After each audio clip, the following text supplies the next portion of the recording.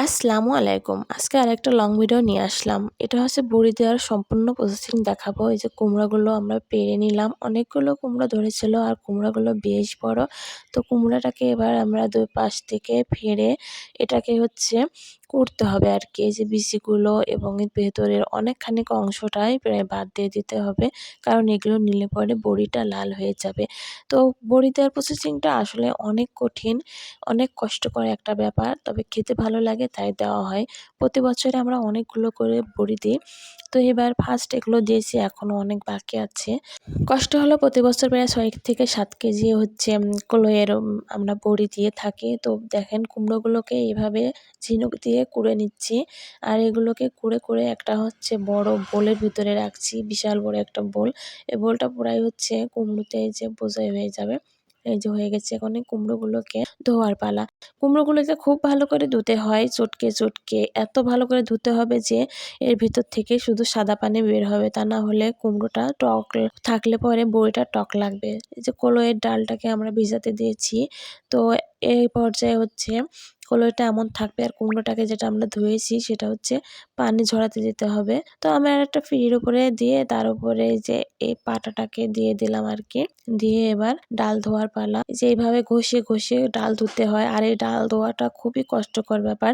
মনে হয় যেন হাত খসে পড়ে যাবে। তবে বড়ি দেওয়াটা আসলে অনেক কষ্টের ব্যাপার, অনেক খাটনির ব্যাপার। আর কষ্ট না করলে আসলে কোনো কিছু ভালো জিনিস পাওয়া যায় না যেহেতু। তো এভাবে আমরা ঘষে ডালটাকে ধুয়ে নিচ্ছি। নেওয়ার পরে এই যে পানি দিয়ে এর ভিতরে খোসাগুলোকে কাত করলে পরে চলে যাবে। এভাবে অনেকবার ধুতে হয়। ডাল ধুতে অনেক বেশি কষ্ট মনে হয়। আর এভাবে না ধুলে পরে বড়িটা সাদা হবে না। তো এই যে বড়ির যে কুমড়োটা সেটা হচ্ছে আমি পানি ঝরাতে দিয়েছিলাম। এখন সেটা নিয়ে এসে থালার উপরে এভাবে ছিটিয়ে দিলাম। এবার এটাকে ভোরের দিকে নিয়ে যাওয়া হবে কোটার জন্য আরকি, মিলে ফিশার জন্য। তো এবার ডালটা আর কুমড়োটাকে মিশিয়ে দেওয়া হচ্ছে। আমার শাশুড়ি মা এটাকে মিশিয়ে দিচ্ছে ভালো করে। এবার এটাকে কুটে নিয়ে আসলে পরে বড়ি দেওয়ার পালা। কুটে নিয়ে আসা হয়ে গেছে এই যে। এবার এটা অল্প করে নেব একটা বোলের ভেতরে আর একটু করে পানি দেব। আর এটাকে ফেনাতে হবে। এটাও বেশ কষ্টদায়ক। এটা করতে গেলেও হাতের অনেক বেশি মানে সমস্যা হয় আরকি, হাত ব্যথা হয়ে যায়। এবার এই যে এমন একটা চাড়ু পেতে নিয়েছি আমরা।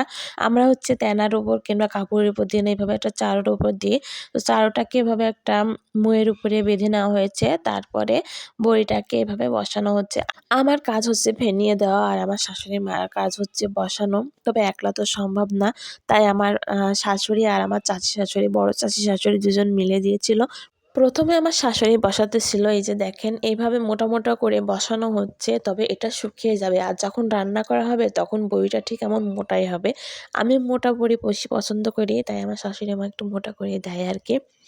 আর রৌদ্র থাকলে পরে ৪ দিনের দিনই এটা শুকিয়ে যাবে খুব ভালো মতো। এই যে বড়িটা বসাচ্ছে আর ওই যে পাশে বাচ্চারা বসে আছে।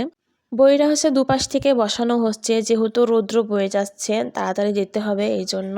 আর আমি হচ্ছে যে ভিডিও করছি, আমার কাজ শেষ হয়ে গেছে ফেনানোর কাজ। এখন হচ্ছে বসানোর কাজ শেষ হলেই হয়ে যায়। তো এটা বসানো হয়ে গেলে আমরা এটাকে রৌদ্রে দেব। খুব ভালো করে একটু উঁচু জায়গায় দিতে হবে যাতে নিচ থেকেও বাতাস লাগে আর উপরে রৌদ্র লাগে। এভাবে দিলে পরে বাতাসটা যেহেতু লাগবে নিচ থেকে শুকাবে আর উপর থেকেও শুকিয়ে যাবে। এখন হয়ে গেছে দেওয়া। এই বাঁশিটাকে আমরা এখন তুলে নিচ্ছি। নিয়ে হচ্ছে যে চেয়ারের উপরে দিয়ে দিচ্ছি, যেখানে রৌদ্র থাকবে যথেষ্ট পরিমাণ সেই জায়গাতে এটা দিতে হবে। দেওয়ার পরে এটা এমন থাকবে, আমরা আবার ফের সন্ধ্যাবেলা এটাকে তুলে ঘরে নিয়ে যাব। এই যে দ্বিতীয় দিন। দ্বিতীয় দিনের দিন হচ্ছে এটা শুকিয়ে গেছে প্রায় অনেকটা উপরে, যে ভিতরে একটু কাঁচা আছে। তো ৩য় দিনও আমরা রৌদ্রই দেব। ৪র্থ দিনে এটাকে তুলে তারপরে আবার রৌদ্রে দেব। এভাবে হচ্ছে বড়িটা শুকানো হয়। তবে কোনো গন্ধ বা কোনো কিছুই হয় না মাশাআল্লাহ। বড়িগুলো অনেক সুন্দর হয়েছে। এই যে আজকে তোলার দিন, ৪র্থ দিন আমরা হচ্ছে বড়িগুলোকে তুলে নিচ্ছি। দেখেন মাশাআল্লাহ শুকিয়ে গিয়েছে। আর এই বড়িটা কিন্তু মানে কষানোর সঙ্গে নয়, যখন তরকারি ফুটে আরকি বলক ওঠে সেই সময় দিলে এটা সিদ্ধ হয়ে যাচ্ছে। এত সুন্দর আর এত মজা হয়েছে। এভাবে আমরা প্রতি বছর কুমড়োর বড়ি দিয়ে থাকি। আর বেশ দায়ক হলে পরেও এটা বেশ মজাদার, তাই আমরা দিই। দেখেন অনেকগুলো বড়ি হয়েছে। সবাই ভালো থাকবেন। আসসালামু আলাইকুম।